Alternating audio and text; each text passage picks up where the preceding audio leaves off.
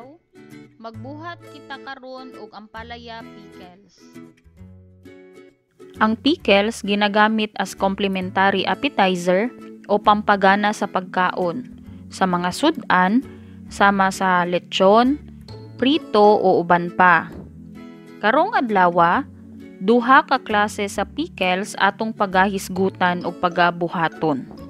Kini mao ang ampalaya pickles ug papaya pickles, nga apil sa kategoryang quick cured pickles. Ang tawag sa proseso sa pagpreserba niini kay pickling.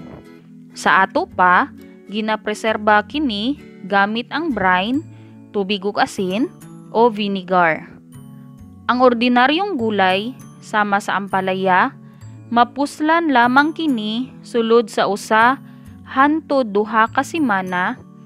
Apan, kung maproseso kini sama sa pickling, ang shelf life niini labi na bottled products pwede moabot og 6 to 10 months, hilabi na kung gisunod ang food handling and safety practices. Mao kini ang mga kinahanglan nga gamit sa pagbuhat og ampalaya pickles. Peeler, kini ginagamit sa pagpanit sa mga materyales. Hinumdumi, sama sa kung giingon natong niagi, hugasan bago panitan ang mga gulay o hugasan bago hiwaon ang mga karne.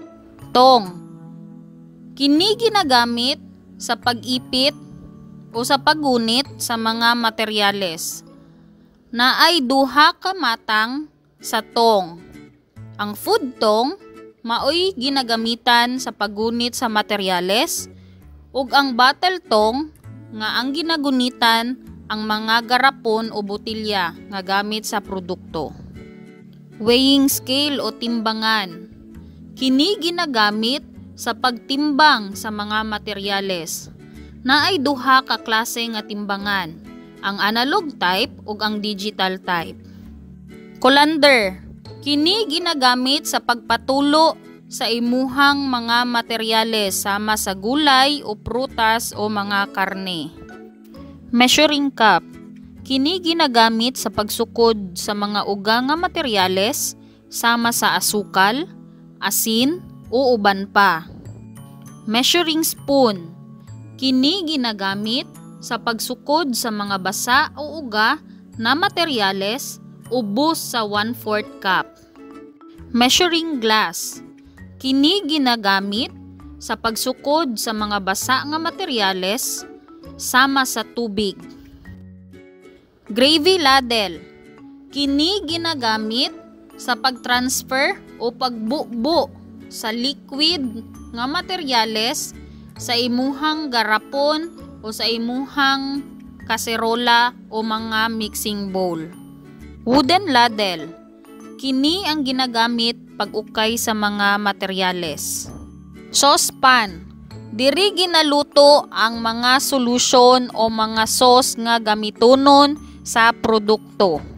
Scooper, kini ginagamit sa pag-scoop sa imuhang mga materyales.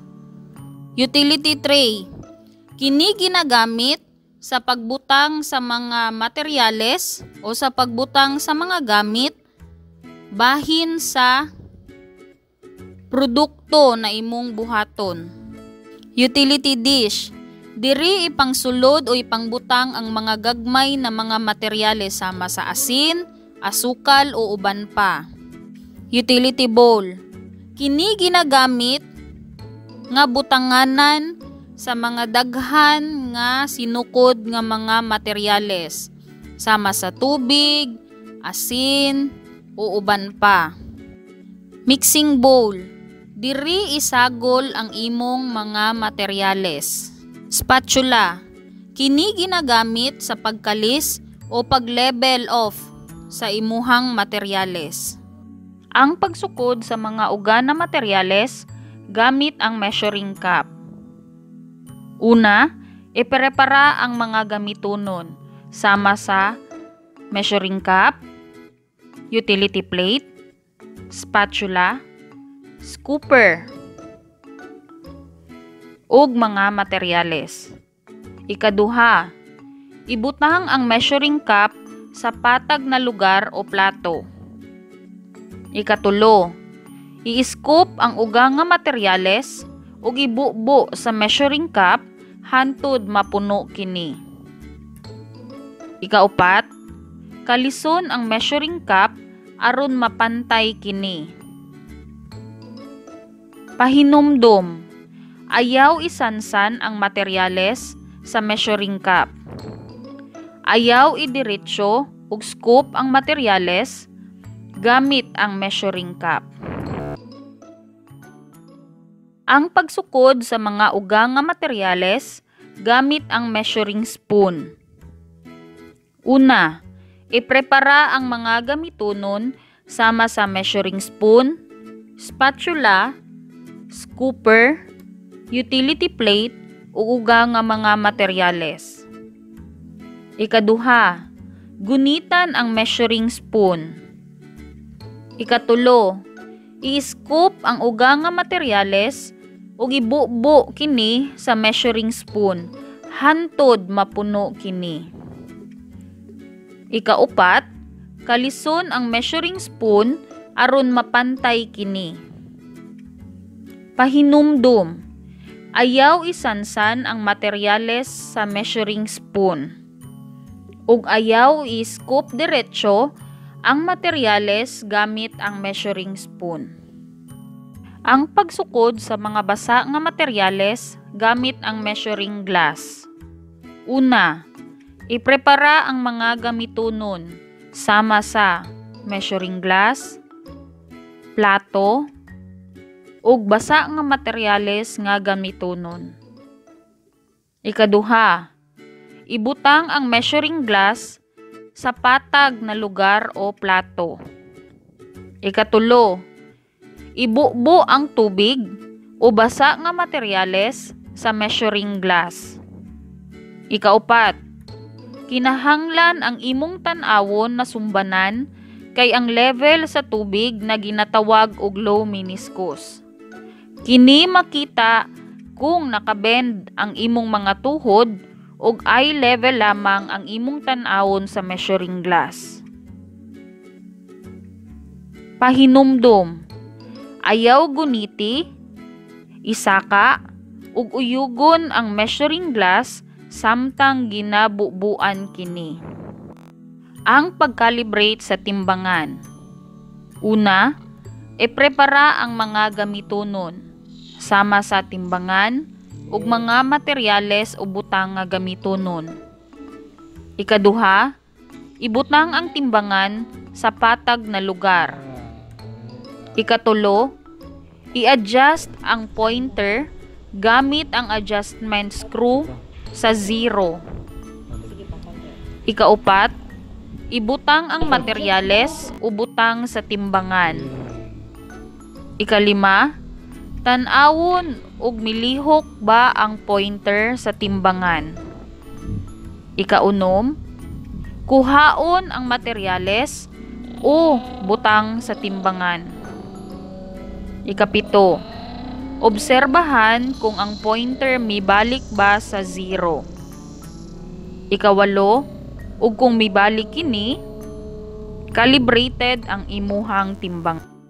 Mao kini ang mga sagol.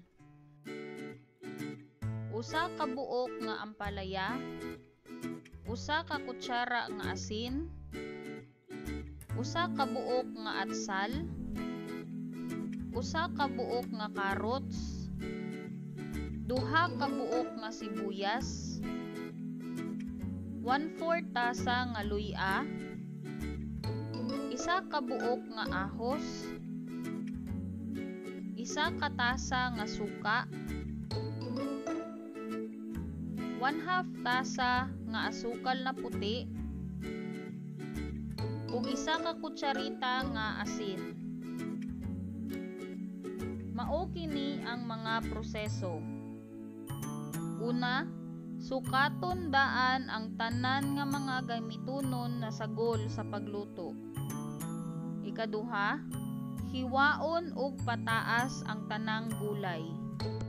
Ikatulo, Isagol ang asin ug ampalaya.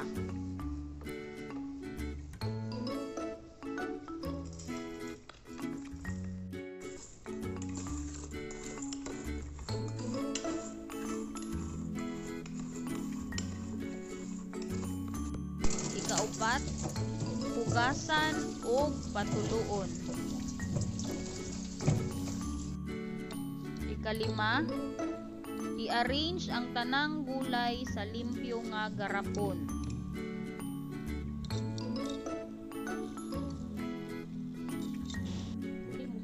Isagol ang asukal, asin, suka, ahos, ug luya.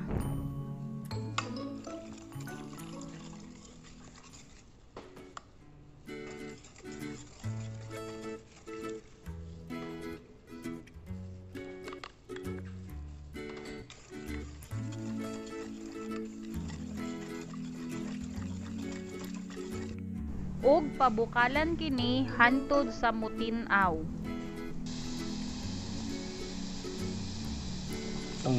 Ikapito, pabugnawon kini ug ibutang sa garapon kauban ang mga gulay.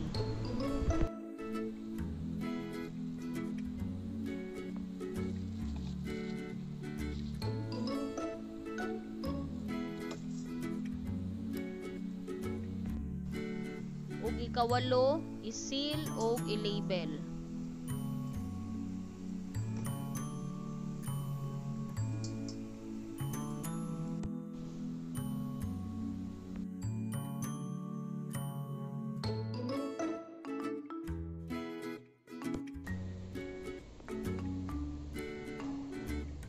O kini ang recipe costing.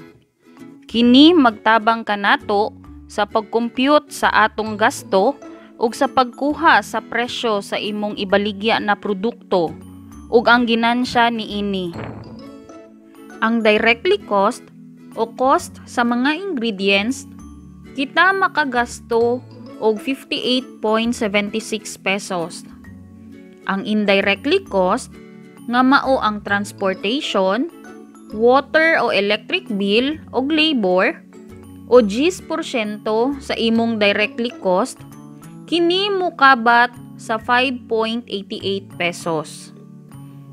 Kung atong kuhaon ang markup o tubo nimo, kini mao ang pag-compute sa 40% sa imong directly cost plus indirectly cost nga mukabat sa 25.86 pesos.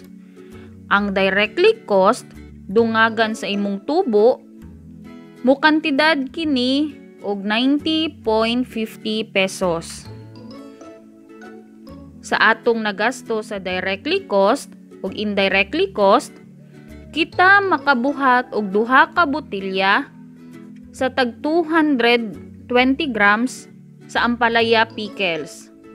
Kung atong i-divide ang kinatibuk-ang gasto, apil ang tubo sa duha ka botilyang nabuhat, magkantidad ang isa ka botilya og 45.25 pesos. Ang atong ginansya sa atong duha ka botilya nga nabuhat, kini mukabat og 25.86 pesos. Ug diri natapos ang atong pagtuon sa ampalaya pickles.